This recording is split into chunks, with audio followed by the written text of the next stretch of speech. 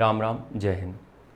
CGL की जब तैयारी करते हैं हम, सीजीएल की बात छोड़ देते हैं क्योंकि टॉपिक है सीजीएल के, इसलिए हमें लिखना पड़ता है। बाकी अगर हम सब जनरल किसी भी एग्ज़ाम की बात करें, जो भी एग्ज़ाम की तुम तैयारी कर रहे हो, वो चाहे सीजीएल हो, यूपीएससी हो, कुछ भी हो, ठीक है। अगर हम सीजीएल की बात करें तो यहाँ पे हम कुछ चीज़ों की बात करेंगे। उसमें जो सबसे पहली बात रहेगी वो ये रहेगी कि अगर हम एक बार में कितने घंटे पढ़ सकते हैं। हम एक बार में बैठे हैं तो कितने घंटे की सिटिंग दें, कितने घंटे में हम पहली बार उठें।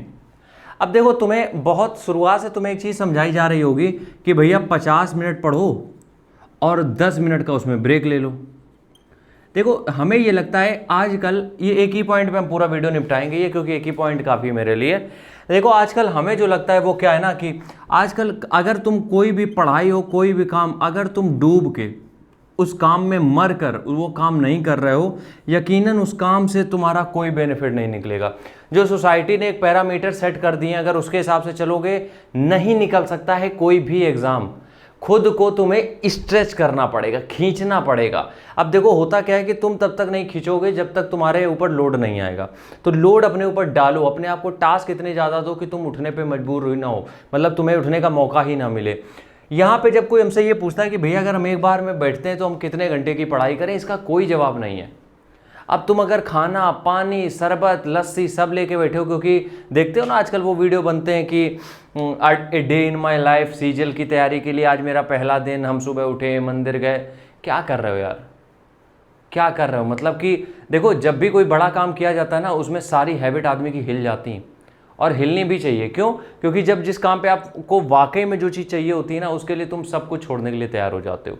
इसलिए सबसे पहली चीज़ यहाँ पे यही समझनी है कि जब भी बात एक बार में सिटिंग की आती है, इसका कोई रिजल्ट नहीं होता है, इसका कोई एक आंसर नहीं हो सकता है। और ये भी नहीं है बिल्कुल भी, इस चीज़ को बिल्कुल भूल जाओ कि तुम्हारा दिमाग काम करना बंद कर देगा अगर तुमने 3-4 घंटे इकट्ठा बैठ दिया।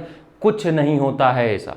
दिमाग की कंडीशनिंग करनी होती है। अगर तुमने ये सोच लिया है कि तुम 45 मिनट बाद थक जाते हो, तुम थकोगे ही थकोगे। लेकिन तुम्हें अगर ये पता है कि 3 घंटे में टारगेट पूरा करना है, तो तुम 4 घंटे बैठ के पढ़ोगे। इसलिए सबसे पहली टिप जो है वो यहाँ पे यही है मेरी, कि जब भी तुम पढ़ाई करने बैठते हो, जब भी पढ़ाई करने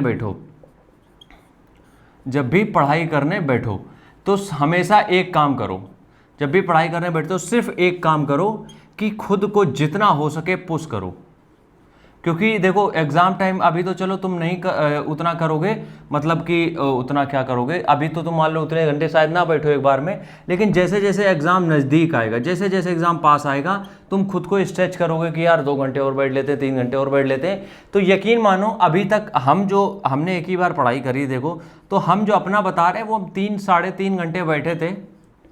3 घंटे, 3.5 घंटे पढ़ाई हमने करी लगातार बैठ के, और मेरे शरीर में ना तो दर्द हुआ यार, ना दिमाग में दर्द हुआ, और ना कुछ ऐसा हुआ कि हमें चीज़ें समझ में नहीं आ रही थी। सब कुछ स्मूथली चल रहा था, हमें सब कुछ समझ में भी आ रहा था, हमारा दिमाग भी प्रॉपर काम कर रहा था, एवरीथिंग वाज ऑन पॉइंट।